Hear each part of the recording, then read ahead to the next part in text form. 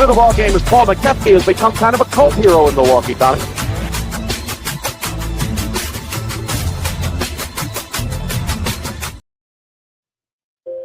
And good evening, everybody. Happy Monday. Welcome to the latest edition of We Got Next. I'm Rickey Hampton with my great fat friend, the big fella, Paul Mokeski. Hey, you see what's behind Paul? He's got his glasses on. He's ready to go to work. Bracketology glasses, baby. Work every year. Never.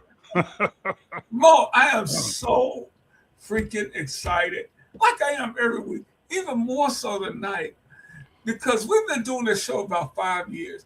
5 years ago, you were telling me the NBA was coming to Las Vegas, where you happen to live, and most likely to Seattle, where you played many times during your NBA career. Nobody was talking about that. What did you see back then that has really come to fruition this week? Well, because I know how the NBA works. So here's how the NBA works. So we're going to do a tournament in Vegas or whatever city, see how that goes over, an NBA tournament or an exhibition game, see if people come out, see what the interest is. Then we're going to put a G League team in that city and see how successful that is. They did that. Then we're going to put a WNBA team in that city to see how successful they are. And that worked. And now it's time for an NBA team. They're not, there's a lot of... This is not willy-nilly. No, there's a lot of incompetence in a lot of the teams in the NBA. Billion-dollar teams, half of them don't know what they're doing. But the NBA and the office, they know what they're doing, especially in marketing and promotion. And, NBA is a worldwide product now.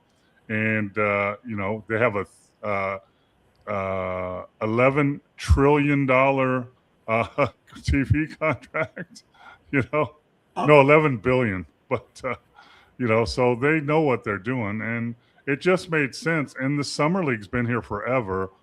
And a while ago, like 20 years ago, 15 years ago, the Summer League was failing, and they were gonna fold up, and then they gave it to Warren Legary and his group to run.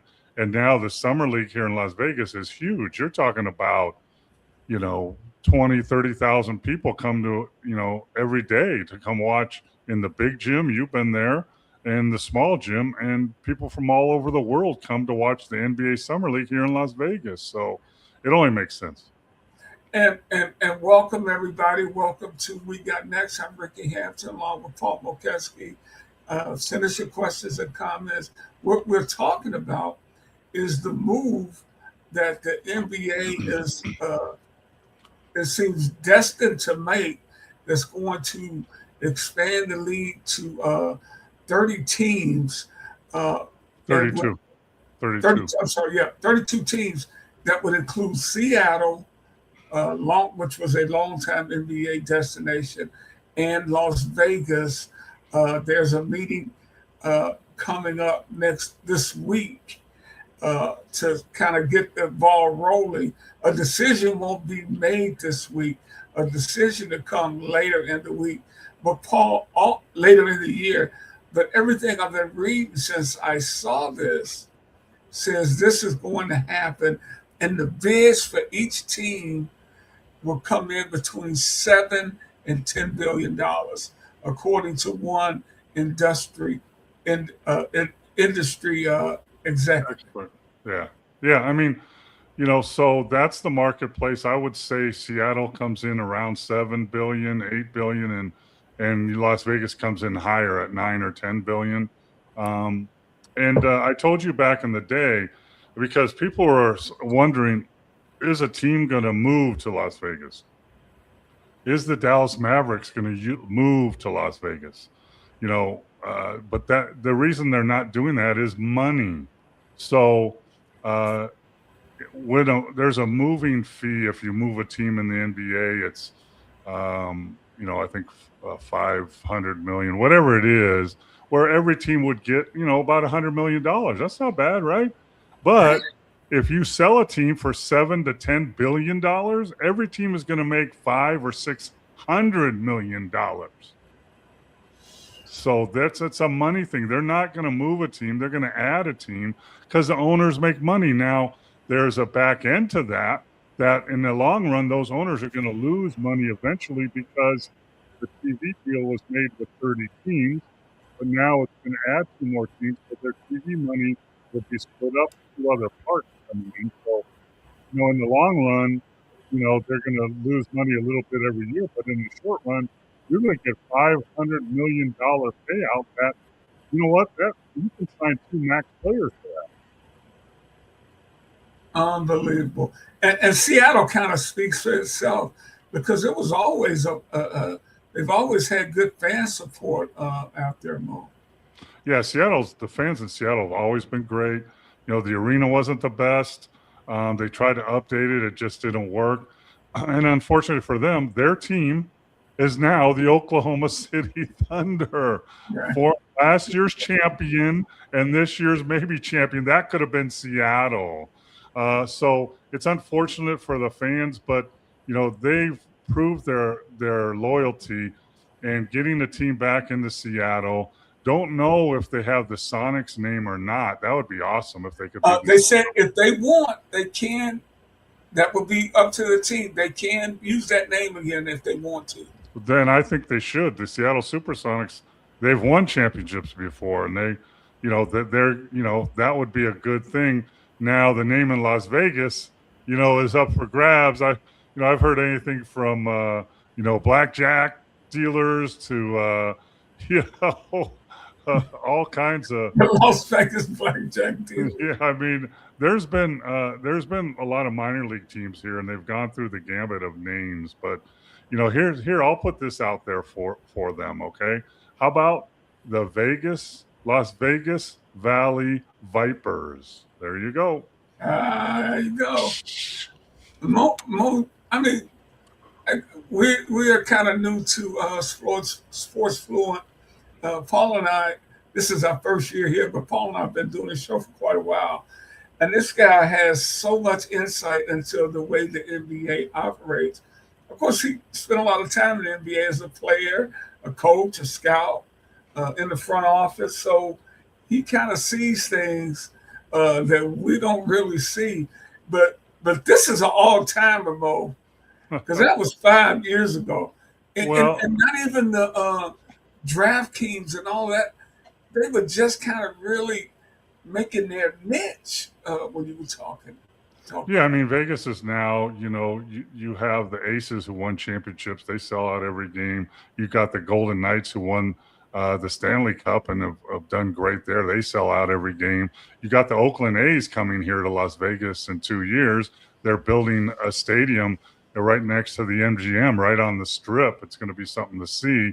So, it's only natural. And, I think the group that's going to buy this team are going to build their own arena with a hotel and casino and the whole kit and caboodle. But I think with the T-Mobile arena right now, where the Golden Knights play, is an NBA level arena. I've been there. I've seen the Emirates Cup is played there. Remember the Emirates Cup? They've been played that there for a couple, 3 years now, and sell that out for that. It's a mid-level NBA arena right now that you can play in for 2 years till you build your arena. So it's just it's such a perfect fit, that it just makes sense. And we've done a couple things on this show, Ricky. Remember a couple of years ago, I recommended the World versus USA in the NBA All-Star game, and finally they listened to me. Best All-Star game we've had in years. I've talked about how you can fix the dunk contest, so we'll see if they listen to that. Hey, but think about it. When the Raiders came out, 3 or 4 years ago, maybe 5 now? I think 3 or 4, maybe. Yeah. So as little as 5 years ago, it was nothing out there in terms of pro team. All these, I'll say 10, because the Vipers have been there, the WNBA team, all in the last 10 years. No, the Golden Knights came before the Raiders, and the Aces came before the Raiders. Right, but I'm thinking all that was in like the last 10 years, correct? Yeah, Yep. Yeah. So it's kind of building up there. Now you got the A's about to come. Now you got the full gamut. Well, we've had the Super Bowl here. That was a great success 2 years ago. We have the NCAA Final Four is going to be here in 2028 playing at Allegiant Stadium. So it's a proven place to sports town now. You know, you have the old sports towns like Boston and Chicago and New York and LA, but Vegas is the up and coming one for all sports. Yeah, absolutely. So we're gonna be keeping our eyes on that, and Mo, I hope the Las Vegas WNBA team, which is always a powerhouse, gets a chance to play this year, because the WNBA is currently in negotiations. The deadline to come up with a new CBA was actually today. Nothing has happened so far, but there has been some reports of maybe a little progress being made. But Mo, we could mess around and not have a WNBA season. Yeah, and I love the WNBA. It's a great product. They got great players. However, the players have gone about it all wrong. When they came out in this season and said, "Pay us what you owe us," which is absolutely nothing, by the way. Pay us what we're worth. Okay, I can buy into that, but not what we owe you. The WNBA has lost money for 25 years straight, 20 or 25 years straight. Every year they lose between $20 and $40 million. They've been held up by NBA owners that are putting money in to make sure it still plays. They have a better TV contract. They have more marketing with players. They have better crowds, but you're nowhere near where you think you are. To ask for NBA level contracts, that's just ridiculous. That's just that makes no sense. Now, I mean, they need to make more money than they were. I think 2 years ago, they negotiated that they didn't want to fly commercial anymore. They wanted to fly private like the NBA. Well, that cost $20 million, by the way, and they lost that. But they're flying, private airs now, and that's fine. When I played in the NBA, we flew commercial. We had the 5 a.m. flights. I know how they feel, and they got that past the owners, so that's good.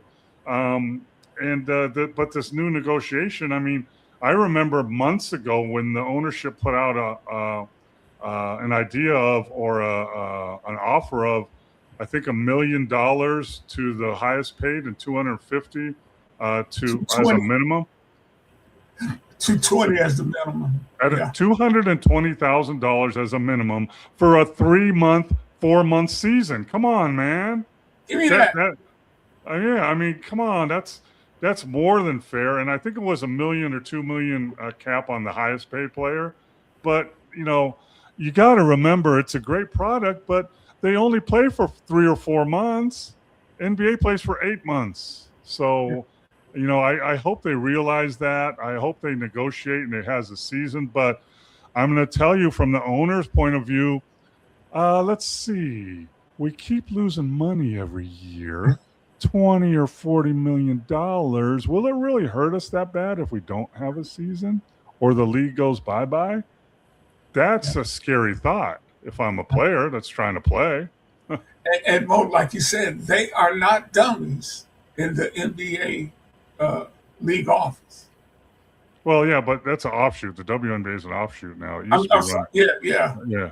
But and they're on the upswing. You got more people interested. You got a good product. That's where the NBA was 30 years ago, 40 years ago. That's where we were. When I came in the NBA 50 years ago, wow, my minimum salary was $65,000 for an 8-month season. I know money is different now and whatever, but the highest paid players in the NBA when I first started, Dr. J, Larry Bird, those guys were making $500,000. That's what they were making for an 8-month season. So you have to have a growth progression. You can't just go from here to here overnight. It makes no sense. Yeah, absolutely. We got a few guys checking in. Benny Bonds Talking about, yep, Las Vegas and Seattle. Hey, what a cute picture there, Benny. That's scary. You're a cutie pie there, brother. And Mike, we're going to get to this tonight. Filling out my NCAA bracket. Who do you guys have in the Final Four? I think, Mo, we'll take the back half of the show and get to that because I'm sure at the bottom of the hour we'll kind of start on that because I'm sure there are going to be a lot of questions. But Mo has always said now, if he gives you the right tip, he gets a cut. Isn't that how you got that? Yeah. I so far, I haven't been real perfect, but I've got some right, but I don't think I've received any checks, to my knowledge. Hey, Paul, let's get to the association before we get to the NBA. The Lakers have played better. They played together. They got some time together. Their injuries are healing, and I think people overlook the importance of Ayton, their center in that process, and he's back playing, where he should, being a 14, 15 point, 16 point a guy, 10, 12 boards, a few block shots, run the floor, protect the rim because they're a horrible defensive team, and you need a shot blocker back there. And I think he's starting to understand or absorb his role, and that's a big step. I watched them the other night, and they play a lot of zone now. At least they did the other night, Mo. Yeah, I mean, that's when you can't stay in front of somebody in man-to-man, you go to zone and hope it helps you. But in the long run, even in the zone, you have man-to-man principles. If you're in the zone and you're guarding the ball, you can't let them drive by you because then they just go in like they always do and penetrate and kick or lay it up. So, the thing about the zone that scares me, though, I think if you can't use it too much because teams are too good as three-point shooters. They figure it out. But also zones are harder to rebound out of because in a zone, when a shot goes up, you might not necessarily have a guy to block out or put a body on. And that's a problem. There's hardly anybody blocking out in the NBA anyway. And now if you put in a zone where they don't know who they're blocking out, you'll have zero blockouts. So I think that's a problem. We used to play it a lot in Dallas because we had Dirk Nowitzki and Steve Nash, not the best defenders. And, but we would throw it on for 2 or 3 possessions. And if it was successful, we'd stay with it a little while. But then we'd go back to man because in the long run, if you can't guard defend people in man-to-man principles, staying in front of them, helping out, getting back, closing out, contesting shots. It's the same in zone too. So, Hey, Mike says he's going to put it on his tab at Steiner's. Yeah, okay. Well, yeah, let's see how that. Yeah, you could put mine on my tab at Steiner's. Well, the Lakers have made a little move. They're up to third in the West, still 10.5 games behind Oklahoma City. For all this talk about... They're not looking at Oklahoma City. I mean, they're looking at the third spot. Yeah, they're looking at the third spot, yeah. But what I was going to say, Mo, for all this talk about Oklahoma City, these guys are still 53-13, 15, and still have a 3.5 game lead over San Antonio. Yeah, I mean, they've weathered a lot of injuries, right? SGA was hurt. Jay Will was hurt for a long time. Harkenstein was hurt. Almost all their guys were hurt at some point, and they weathered that storm. And now, right in time for the playoffs, they're getting healthy. That's what's key. You need to be playing well and be healthy going into the playoffs because the NBA playoffs is not a sprint; it's a marathon. You could play another 30+ games in another 2 months in the NBA playoffs. Our great friend Steve's checking in. Said daylight saving time made him late. Come on, Come Steve. on, man. That's no excuse. That was like forever ago. Come on, man. You got to step it up, brother. You got to step it up, man. Yeah, so I'm sure your boss at work said, "Oh, that's okay. Don't worry about it." Yeah. So Oklahoma City's sitting 53-15. San Antonio 49-18, followed by the Lakers, who've won 5 straight. Oklahoma City's won 8 straight. And sitting in 4 is Houston. And it's something about that team I don't like. They're 41-25, a game ahead of Denver for the 5th spot. Denver's going to catch them. And Denver may catch the Lakers too, but they're definitely going to catch Houston. And don't you want to try to finish in the top 4? Yes, for sure. You get home court the first round. But also, Houston lost their point guard at the beginning of the year. They don't have. They have Reed. They have Reed playing point, and he's a scoring player. He's not a point that passes the ball much. So that's hurt them. I mean, they were, if they had a real point guard like they did at the beginning of the year, then they would be really up and running. But they've had makeshift. They've had Amen Thompson play a point. They've had KD play point. So that's a problem for any team. Yeah, and I say, heck, I forgot about Minnesota, who's 41-27 also in the 12th spot. And they're always a team that you have to reckon with. And Phoenix, 39-28. So this top 7 is pretty strong. And the Clippers have really made an impressive comeback, thinking about how badly they started. They are at 34-33. They were like 6-21 or something to start.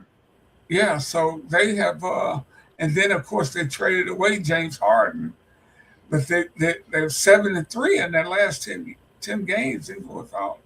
How tight the West is, the Wild Wild West, says that if I'm Minnesota or Memphis or one of those teams, that when Seattle and Vegas come in, please send me to the East. Please let me go to the play in the East, because the West is loaded right now. And, Denver, I think, has got some of their players back, too, that have been hurt. So, they're just getting stronger at the right time.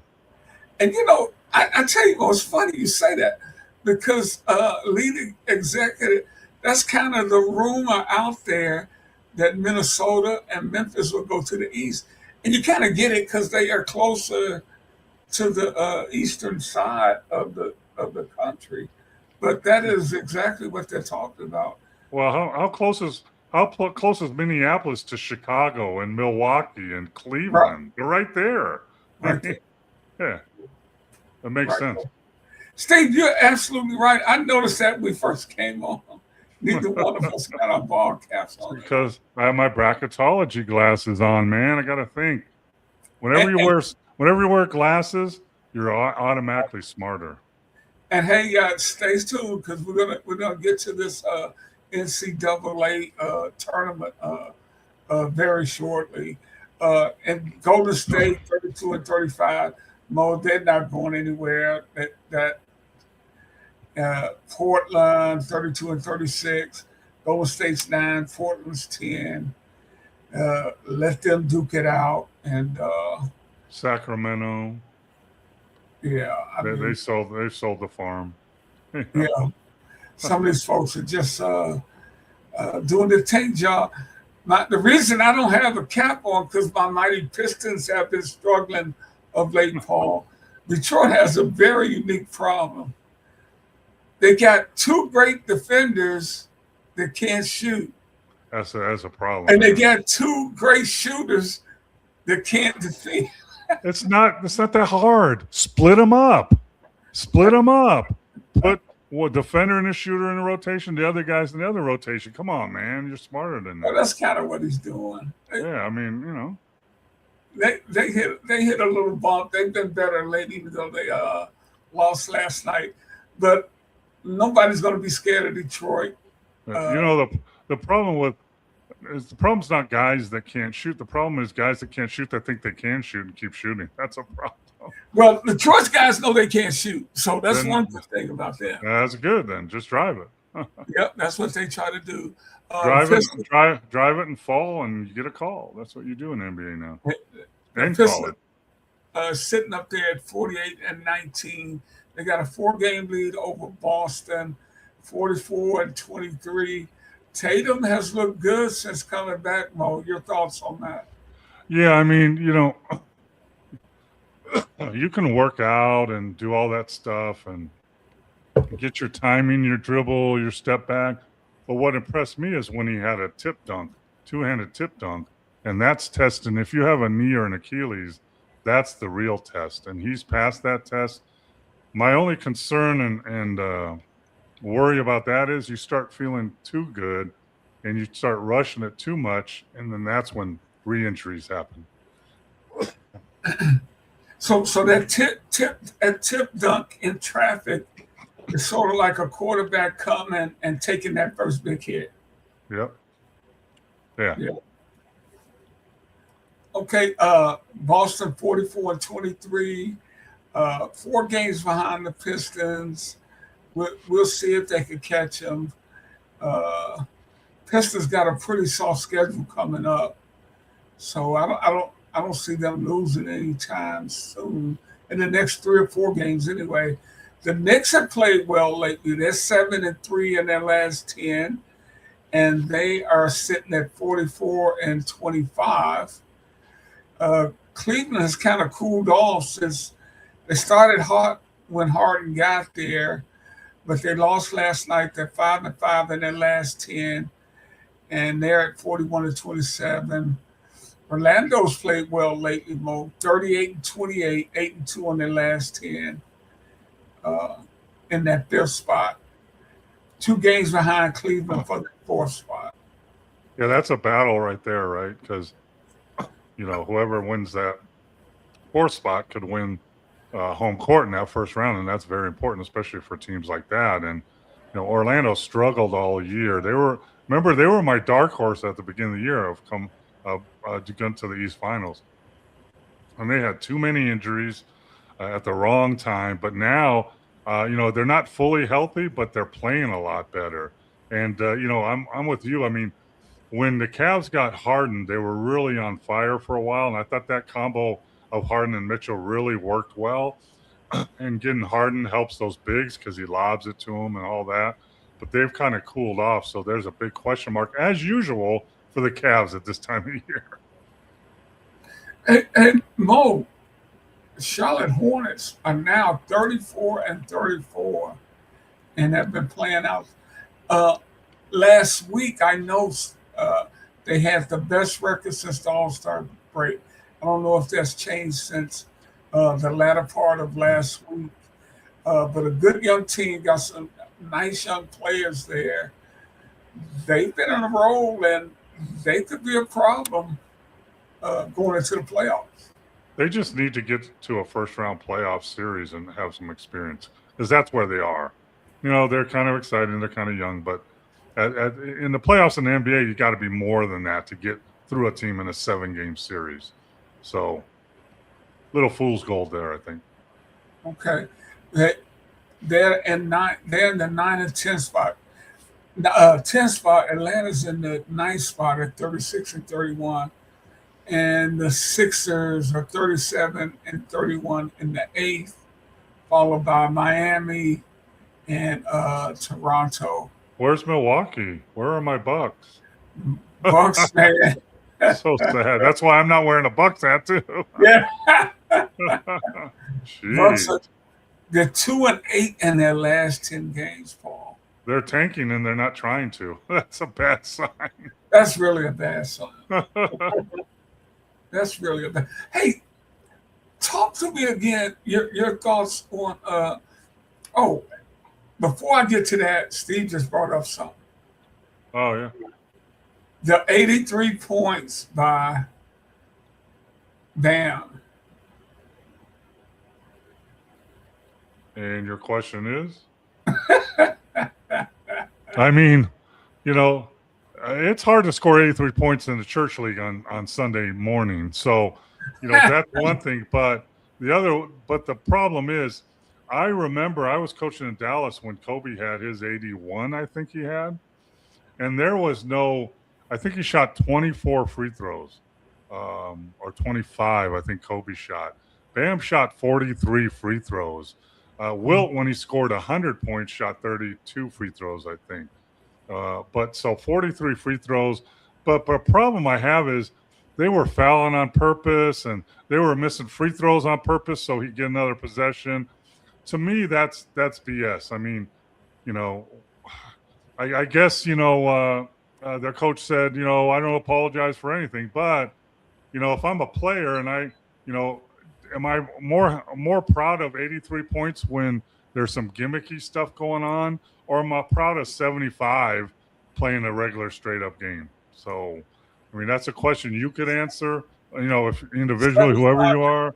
Yeah, but I mean, that's the problem I have with that. And some people got it right. I think it's kind of disrespectful to Kobe doing it that way.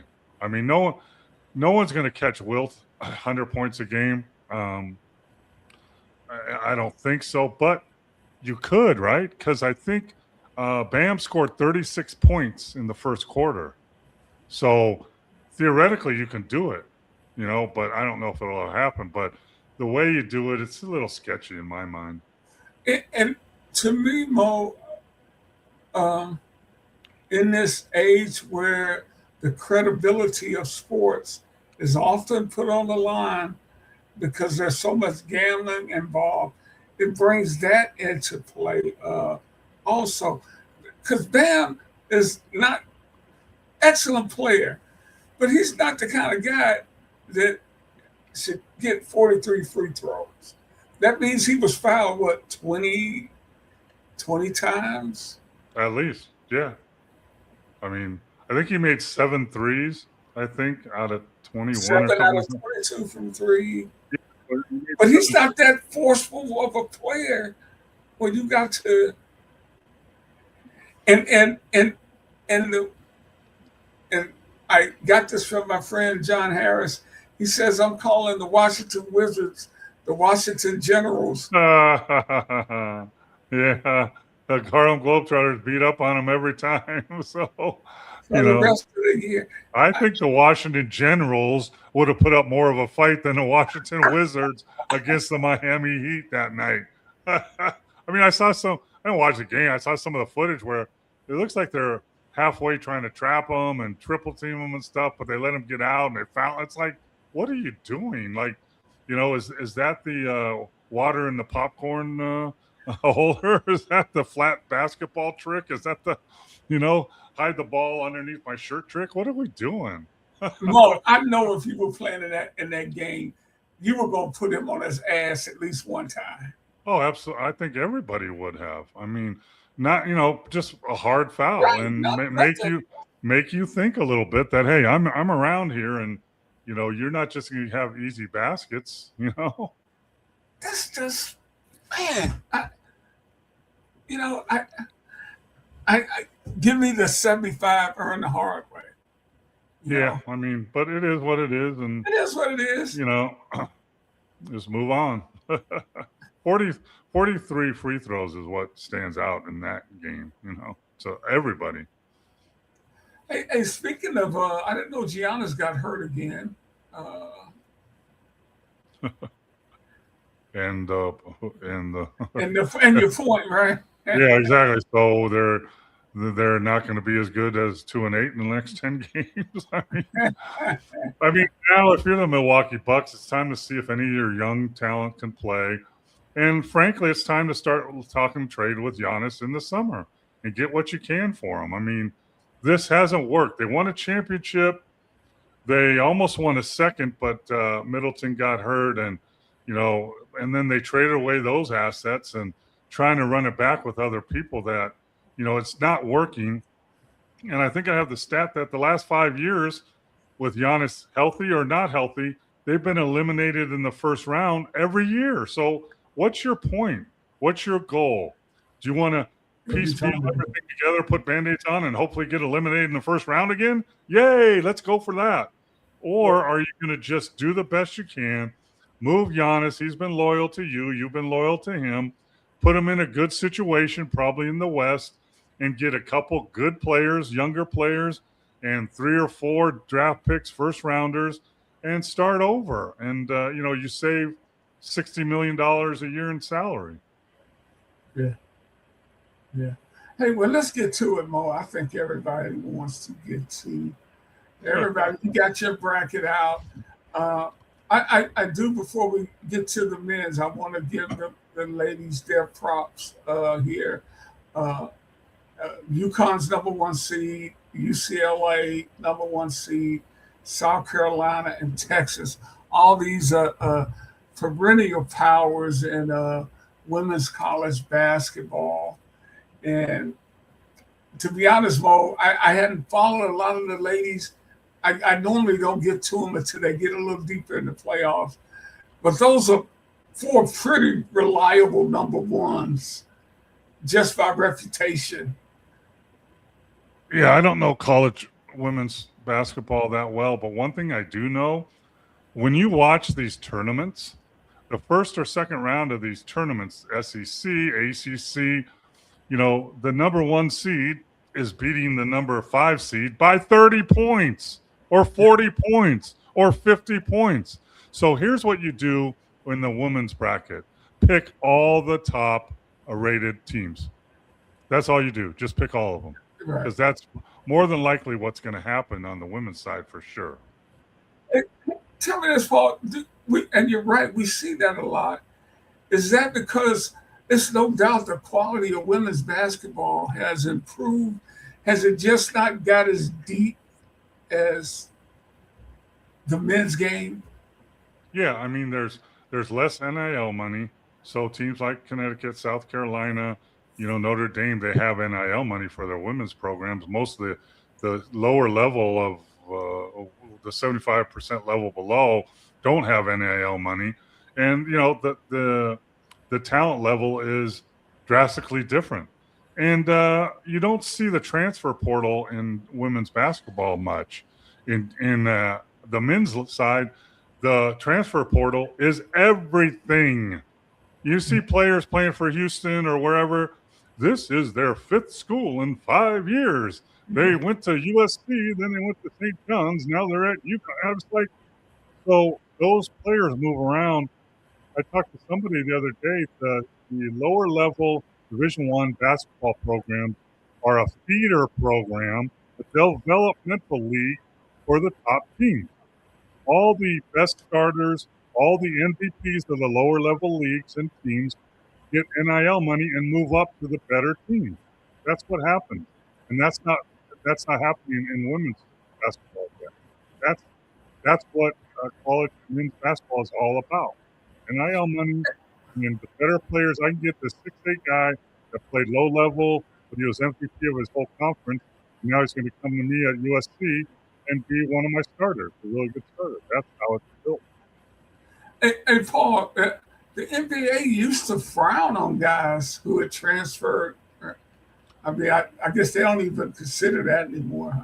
The whole game's different. I mean, the whole game's different. So, when I was in the room with the Dallas or Charlotte or whatever, if a guy went to 3 schools, it was a big red flag. If he went to 2, it was still a red flag. Why did he leave? What happened? What was the situation? Now that's just a given.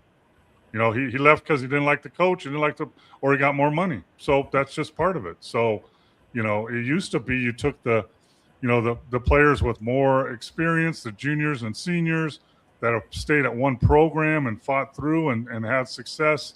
And if somebody transferred, well, what did he do something wrong, or what's the problem? Now that's out the window. I mean, there's guys playing in the NCAA tournament right now that have had 5 teams. They've been to 5 teams. I mean, that's crazy. And on the men's side, it happens even at where my son coaches small college basketball. Had a great year, got guys coming back. Well, seems like I don't want to come back. Let's take that next step next year. Well, I'm gonna see. I I think it's become trendy for guys to say, oh, I'm transferring out. Well, you know what it says? Somebody wants me. Somebody wants me. That's the whole feeling. And the thing about junior college, though, is they get a lot of Division I players that went in the transfer portal and nobody wanted them. So now what do? Well, we go back to JUCO and start the recruiting process all over again. That's what you do. Yeah, absolutely. Well, let's we'll keep our eye on the ladies' bracket as they come. But like Bo said, really, the first round games are pick the higher seed. Pick the higher seed till the Elite Eight, for sure. Pick the higher seeds. There's your Coach Mokeski tip. Hey, we got Duke, #1 overall seed. Arizona, #1 seed. Michigan, #1 seed. Florida, #1 seed. I can't see your bracket that good, but let's talk about. That's not filled out. That's not filled out bracket. That's just I'm going to keep track of who's winning. That's not filled out. Oh, okay. Here's my bracket. Yeah. See, I told you I couldn't see it good. See, I thought you had some teams up there. Not yet. Oh well, you do. You just don't have them advancing yet. When you look at it, Mo, and we watch mostly NBA basketball here, but you're a beloved Kansas Jayhawks, so you do watch enough college basketball. I saw 10, 15 games in person last week here in Vegas. Oh, that's pretty good. I saw Gonzaga. I saw St. Mary's. I saw Santa Clara. I saw San Diego. I saw a lot of they come through and play here. Yeah. And what do you think, before we get to that, what do you think it takes for a team that's not just a #1 seed, a powerhouse, maybe for a 5 or 6 team? What does it take for them to make a run in the tournament? Of course, you got to be lucky. You got to have some luck. You got to play good. Your stars have to play at the top of their level, and the subs have to, and the secondary players have to play at the top of their level. That's the only way you can move on, because most of the teams ahead of you have more talent. So you got to play. Your stars have to play at the highest level. If you have a star that's averaging 20 points a game and he scores 12 points in the first quarter in the first game, you're going to lose that game. He needs to stay where he's at, and the other guys can step up and with less pressure. And you got to be lucky a little bit. Maybe a call here, ball bounce. And you know what? Teams that can shoot the three are never out of a game. So you've got to have guys that can shoot threes, make threes. Yeah. Well, who are you liking? Well, you just said them. I mean, I got. You need the big boys, huh? I think last year I think was the first year in like a long time where all the 1 seeds made it to the Final Four, if I'm correct, and I have that happening again. But there can be upsets. Like I'll throw this out there now. I'm wearing my Kansas blue, but they're going to win the first round game against Cal Baptist Mother Mary School of the Invalids. But then they're going to. I'm looking at. Oh, they're in the East. They're in the East. They're in the East, and they're playing in San Diego, California. Figure that out. Right. But they have one of the biggest snubs this year, St. John's, who won their conference, the Big East, won their conference tournament, the Big East, and got the 5th seed in the tournament. So not only are they a better team than a 5th seed, but they also have a little chip on their shoulder, and they're not very happy about getting a 5th seed. So I actually have St. John's beating Kansas in the second round. Okay. The other team I would keep eye on is BYU. BYU has probably the first pick in the draft. The best. Yep. So they have that, but they also I'm going to throw this out to people out there listening. So in basketball, like in college in the tournament, you're playing your first round game. You've had 3 or 4 days to prepare for that team. Scouting report, tendencies. The next game, you have 1.5 days to prepare for that game too. And on. That goes on during the tournament. You only play 2 games in 3 days, every day. So your coaching staff is very valuable to you. Coaches that know their stuff, know scouting reports, put the hours in, have strategies to guard a guy that gets to the basket and gets fouled, strategies against guys that can knock down threes all over the floor, strategies against guys that offensive rebound, you got to double team them, get them off the glass. And BYU has one of the best coaching staffs in the college. And they took a chance. Their head coach, Kevin Young, is a 5 or 6 year NBA experience as an assistant and associate coach in the NBA. He was interviewed for a lot of head jobs in the NBA. He's also been a head coach in the G League, and he knows what he's doing. Kevin Young is a great coach. Doug Stewart is much the same way. He has 12 years of college experience. He also has G League and overseas. And also Will Voigt, who's a friend of mine I coached against in the G League. He coached in the G League for years in Bakersfield. He also was an assistant for the Clippers and the Spurs. He was in the G League. He coached the Angola national team, the Nigerian national team. He's an excellent coach. And these guys are pros. They coached in pro sports, and they know about scouting reports. In the pros, you play back-to-back, and you don't have any time. You have less than 24 hours to prepare for that second team. And in the tournament, this comes into play, how well your coaching staff can prepare the players for that second game. And I think BYU has that staff, and they have talent also. I hadn't thought about that. Your guy from Kansas, Mo, Peterson. Do you think he'll play in the tournament? Yeah, I think he has to now because his stock has dropped. He was the number 1 pick most of the year till his cramp situation, sitting out games, only playing 20 minutes, not playing in second halves. That is a red flag for scouts because guess what? We play 82 games in the playoffs. We play 5 games a week, not 2. And we play 48-minute games, not 40. So if you can't withstand the beating of a college season, I have very questions about whether you can help us win next year. We're going to pay you a lot of money. So I think he has to play to get his stock back up. He's actually played in the last few games 30 minutes a game. So that's helped. He hasn't played that well. So I think he will play. I was telling people I don't think if he had finished the season well, I don't think he plays in the tournament because he's a 1 or 2 or 3 pick. So are you going to get better than the number 1 or 2, 3 pick? Probably not. Can you get hurt in a tournament game? Yes, you can. And now where's your draft stock? So, but I think Peterson's going to play, and hopefully he does well. This goes back, we were talking about the transfers. Mike is saying, yeah, he's right, Mo. The colleges look at the transfer portal first, then they might get that down to the if you're a big-time high school player. It goes transfer portal number 1, junior college number 2, high school a lagging number 3. Lagging, unless you're a one-and-done high school player, you're not going to be not going to be offered scholarships from very many teams.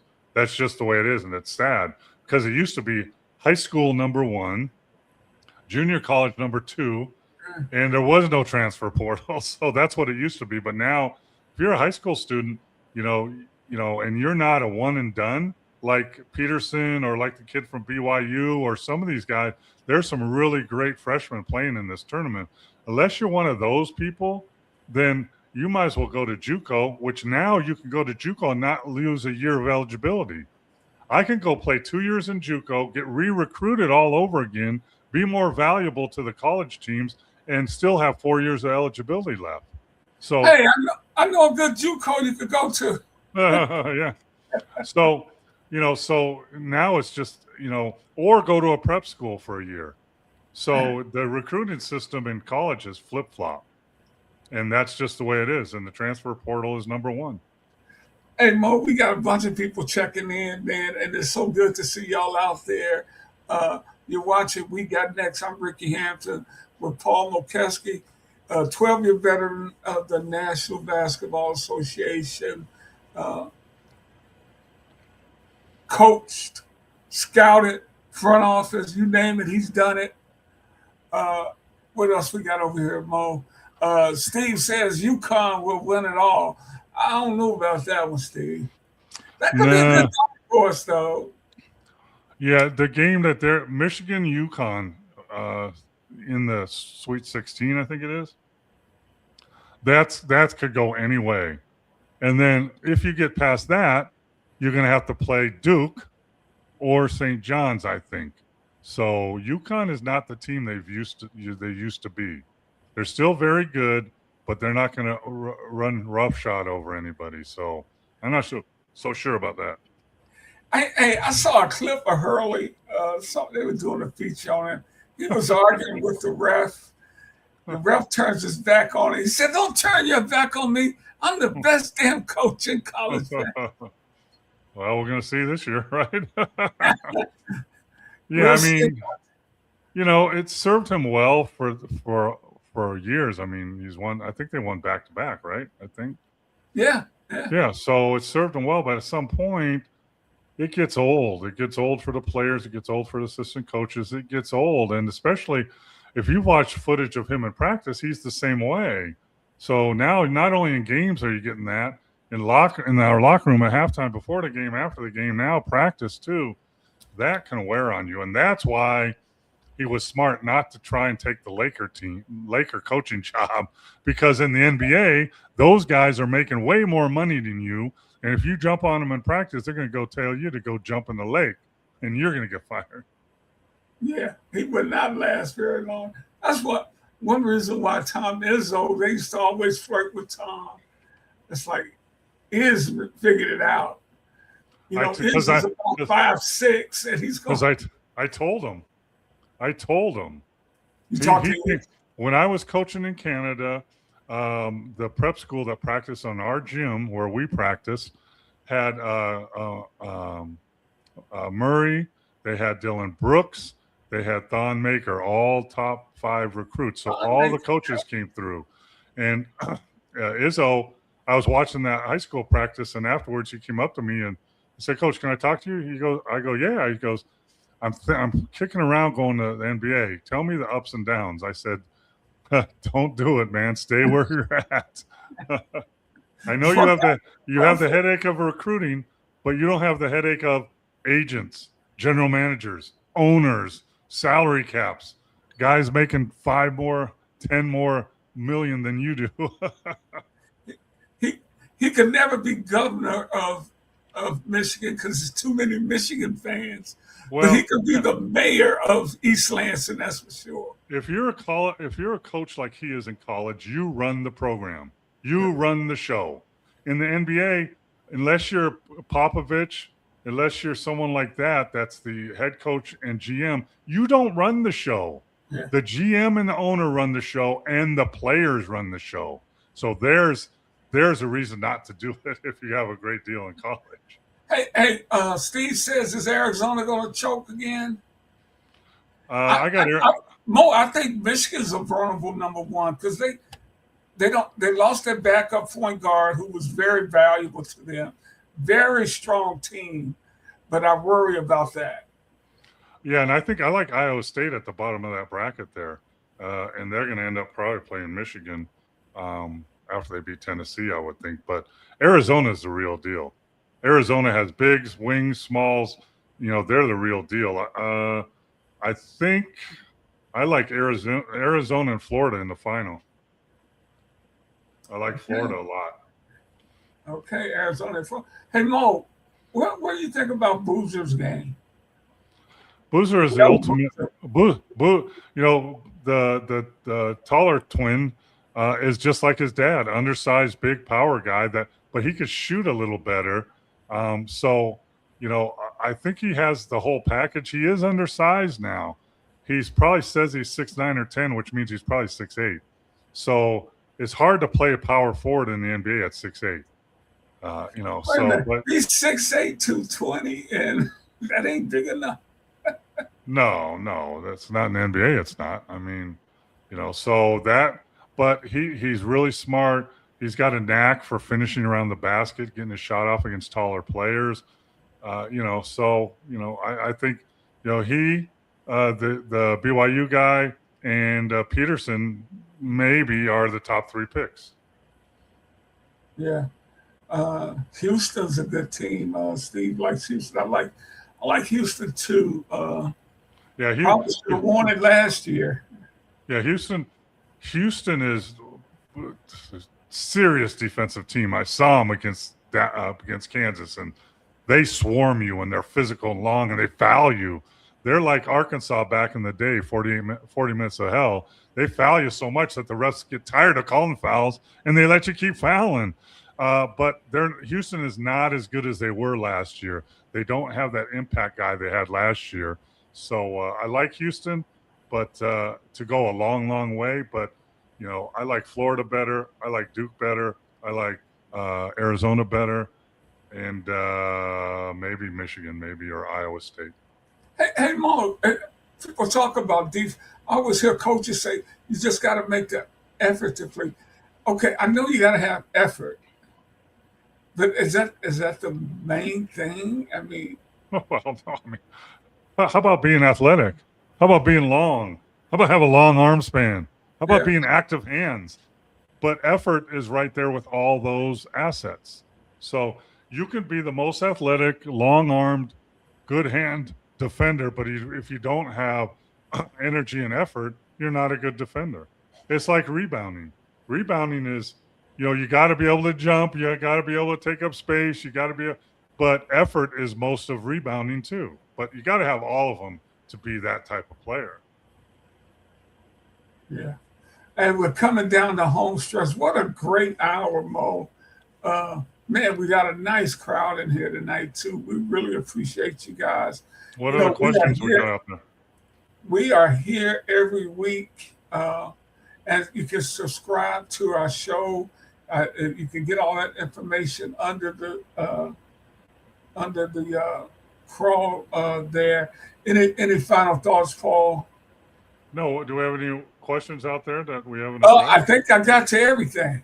Okay, cool. So just know, you guys that are watching and girls, we love questions and comments. We're a show about what you people want to hear, not just hear ourselves speak. So please subscribe, share the information, join us next Monday. We're going to have an update, and I will have names on this board back here, the teams that win.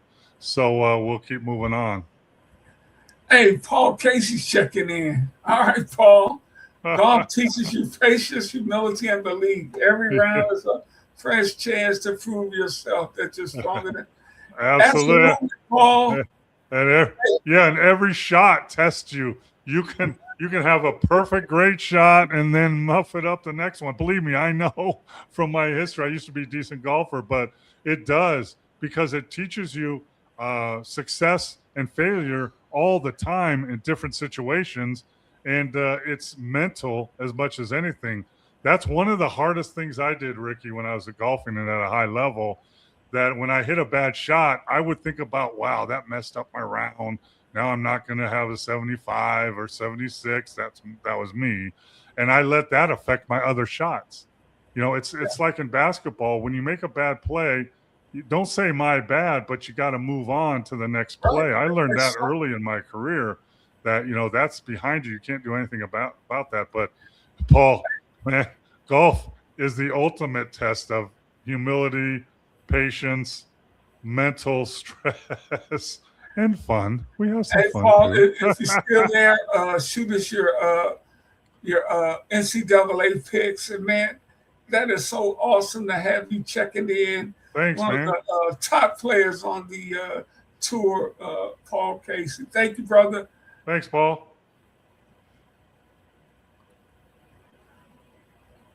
Well, Mo, what a great show. We had one of the best golfers in the world tuned into us. That's so awesome.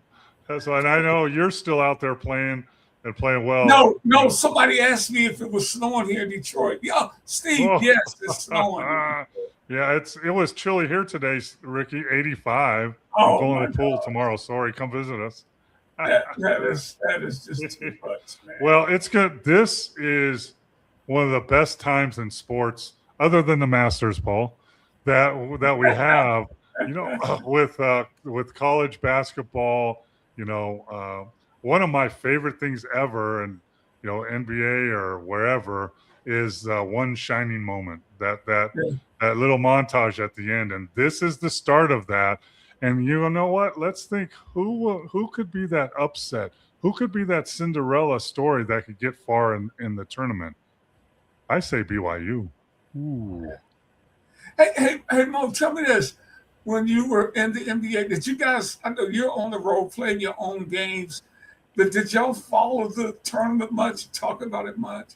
Maybe Sure. talk a little trash if your team beat somebody. Yeah, I mean, I was in Atlanta playing the Hawks when Kansas won with Danny Manning. And what happens is you have a competition between your teammates because what colleges they went to, and you have some side bets and stuff.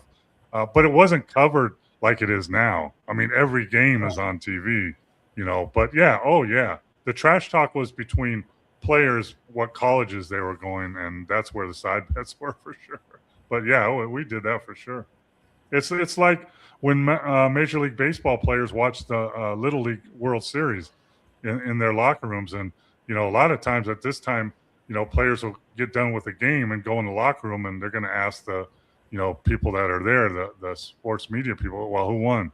Did Duke win again? Did, you know, for sure. Absolutely. Well, hey, brother, we're going to get out of here. Thank you guys for tuning in. Join us Monday. Yep. Next Monday, 8 o'clock. For Paul Mokeski, I'm Rickey Hampton. Peace, everybody.